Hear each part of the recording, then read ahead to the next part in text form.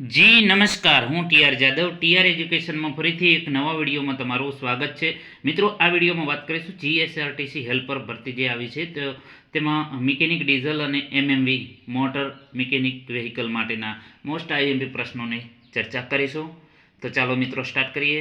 એ પહેલાં વાત કરીએ કે મિત્રો વિડીયો જુઓ તો લાઈક કરતા રહેજો, કારણ કે એક વિડીયો બનાવવા માટે 3 થી 4 કલાકનો ટાઈમ લાગી જાય છે. તો એ પ્રમાણે વિડીયો જો તમારે જોઈતા હોય તો પછી લાઈક તો કરવું જ પડશે મિત્રો.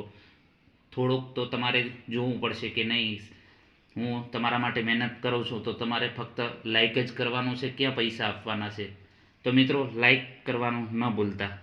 ચાલો મિત્રો સ્ટાર્ટ કરીએ. ઈંધણની નિમ્ન ગુણવત્તાને કારણે દહન સમયે ડીઝલ એન્જિનના સિલિન્ડરમાં અવાજ ઉત્પન્ન થાય છે, જેને ખાલી જગ્યા કહે છે.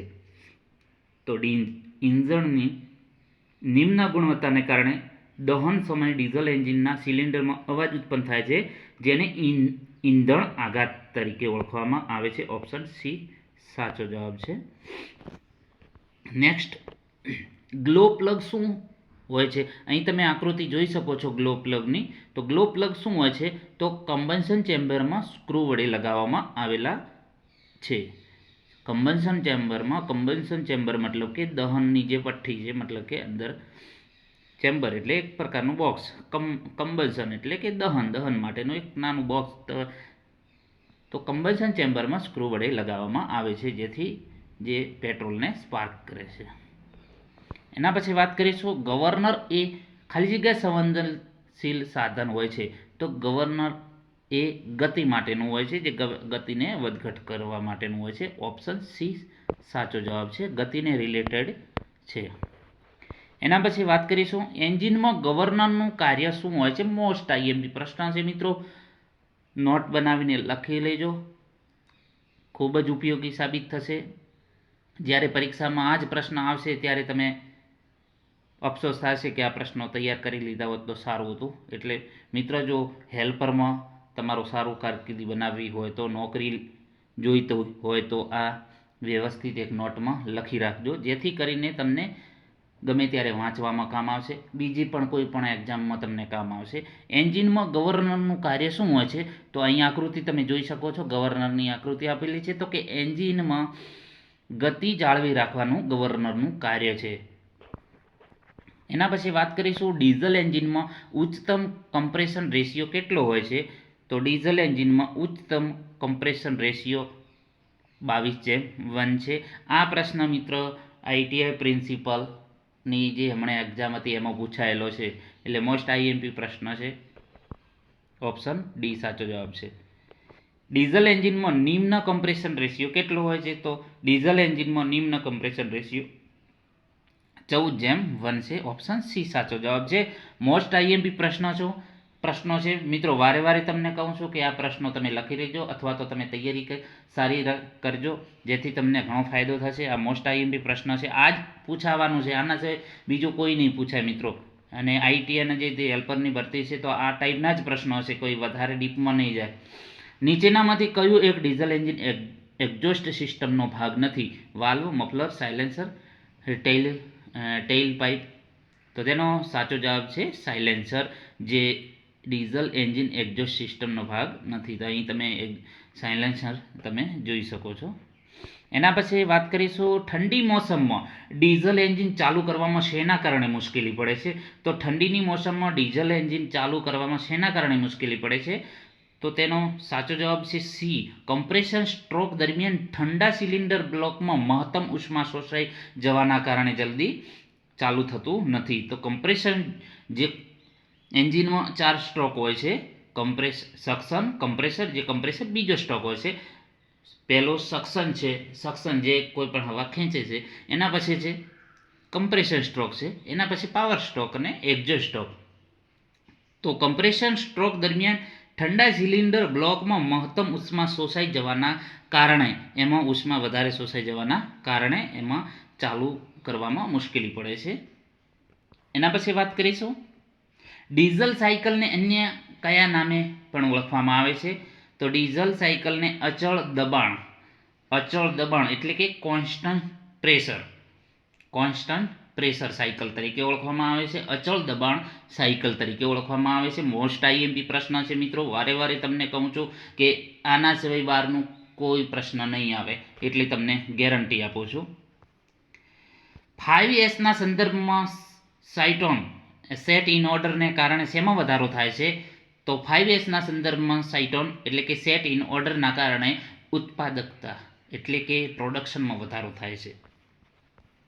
નેક્સ્ટ અહીં મિત્રો પ્રશ્ન નીકળી ગયો છે, તો હું બોલી જાઉં છું કે 5Sના કયા ચરણમાં ઓજારોના કલર કોડિંગનો સમાવેશ થાય છે? તો તેનો સાચો જવાબ છે સ્ટાન્ડર્ડાઇઝ, ચોથા નંબરનો, જે અહીં તમે જોઈ શકો છો સ્ટાન્ડર્ડાઇઝ.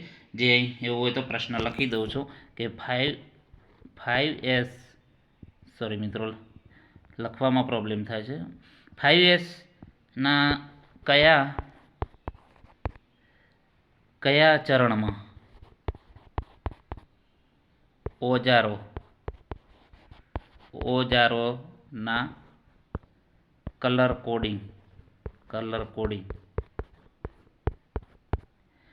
કોડિંગનો સમાવેશ થાય છે? તો તેનો સાચો જવાબ છે સ્ટાન્ડર્ડાઇઝ. એના પછી વાત કરીશું પ્રોડક્ટની ગતિશીલતા દર્શાવવા માટે કયા ટૂલનો ઉપયોગ થાય છે? તો જે પ્રોડક્ટ છે એની ગતિશીલતા દર્શાવવા માટે પ્રોસેસ ફ્લો ચાર્ટનો ઉપયોગ થાય છે. ઓપ્શન બી સાચો જવાબ છે. મિત્રો લાઈક કરવાનું ભૂલતા નહીં, કેમ કે એક પણ વિડીયો બનાવવામાં ઘણો ટાઈમ લાગે છે. એના માટે ઘણા પ્રશ્નો શોધવા પડે છે. એ પ્રશ્ન કેવા છે એનું એનાલિસિસ કરીને પછી વિડીયો બનાવવાનો હશે. તો મિત્રો તમને લાઈક કરવામાં શું તકલીફ છે એ જ ખબર નથી પડતી. તો મિત્રો તમારા માટે આટલો સારો વ્યવસ્થિત અભ્યાસક્રમ પીરસ્તીય અથવા તો વ્યવસ્થિત MCQ તમને આપીએ છીએ, તો તમને લાઈક કરવામાં શું પ્રોબ્લેમ છે? તો ચાલો મિત્રો, રેડિયલ ક્લિયરન્સ ચકાસવા માટે કયા ઇન્સ્ટ્રુમેન્ટનો ઉપયોગ થાય છે? તો રેડિયલ ક્લિયરન્સ ચકાસવા માટે ફિલર ગેજનો ઉપયોગ થાય છે. અહીં તમે જોઈ શકો છો આ રેડિયલ અહીં છે, અહીં આ ફિલર ગેજ છે. ફિલર ગેજથી એની થિકનેસ માપી શકાય છે. મોસ્ટ આઈએમપી પ્રશ્ન છે આ, 50 વખત દરેક એક્ઝામમાં પૂછાયેલો છે. મોસ્ટ આઈએમપી પ્રશ્ન છે, આ તૈયાર કરી લેવો. વાલ્વ સીટ અને કમ્બશન ચેમ્બરની ચારે બાજુ જમા થયેલ કાર્બનને દૂર કરવા શેનો ઉપયોગ થાય છે? તો તેનો સાચો જવાબ છે વાયર બ્રશ. અહીં તમે જોઈ શકો છો, અહીં વાયર બ્રશ આપેલું છે અને જે કમ્બશન ચેમ્બરની આકૃતિ આપેલી છે. પિસ્ટનના નિમ્નતમ ભાગને શું કહેવામાં આવે છે?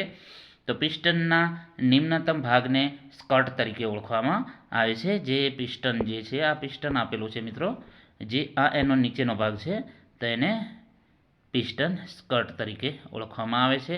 અહીં બીજી પણ તમે જોઈ શકો છો, એની કોમ્પ્રેશન રિંગ આપેલી છે, સેકન્ડ કોમ્પ્રેશન રિંગ છે, ઓઇલ કંટ્રોલ રિંગ આપેલી છે, વ્રિસ્ટ પિન આપેલી છે અને સ્નેપ રિંગ આપેલી છે. એના પછી વાત કરીશું સામાન્ય રીતે પિસ્ટન રિંગ કયા મટીરિયલમાંથી બનેલું છે? મોસ્ટ આઈએમપી પ્રશ્ન છે મિત્રો, લખી લેજો, નોટ બનાવી જ લેજો, જેથી તમને ફાયદો થશે. તો સામાન્ય રીતે પિસ્ટન રિંગ કાસ્ટ આયર્નમાંથી બનાવેલું છે. મોસ્ટ આઈએમપી પ્રશ્ન છે અને આ બધા પ્રશ્ન મોસ્ટ આઈએમપી છે, એટલે વારે વારે તમને કહીશું તો તમને એમ થશે કે સર આખો દિવસ મોસ્ટ આઈએમપી કર્યા જ કરે છે. ક્રેન્ક શાફ્ટના પાછળના છેડે શું લગાવવામાં આવે છે? તો ક્રેન્ક શાફ્ટના પાછળના છેડે ફ્લાયવ્હીલ લગાવવામાં આવે છે. મિત્રો રહેવાતું નથી મારાથી, એટલે તમને કહી દઉં કે આ પણ મોસ્ટ આઈએમપી પ્રશ્ન છે. એના પછી વાત કરીશું એન્જિનના લુબ્રિકેશન માટે સામાન્ય રીતે કયા ઓઇલ પંપનો ઉપયોગ થાય છે? તો ઓઇલના લુબ્રિકેશન માટે સામાન્ય રીતે ગિયર પંપનો ઉપયોગ થાય છે. અહીં ગિયર પંપની આકૃતિ તમે જોઈ શકો છો, આ જે છે ગિયર પંપ છે. ઓપ્શન એ સાચો જવાબ છે. તો મિત્રો આ 20 પ્રશ્નોની ચર્ચા કરી. જો વિડીયો પસંદ આવ્યો તો લાઇક કરજો, શેર કરજો અને મિત્રો ચેનલને સબસ્ક્રાઈબ કરવાનું ન ભૂલતા.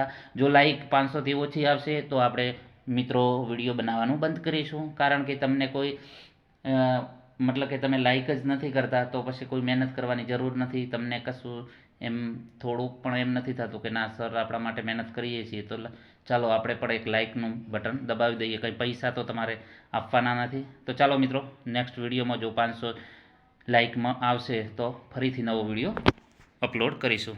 Thank you.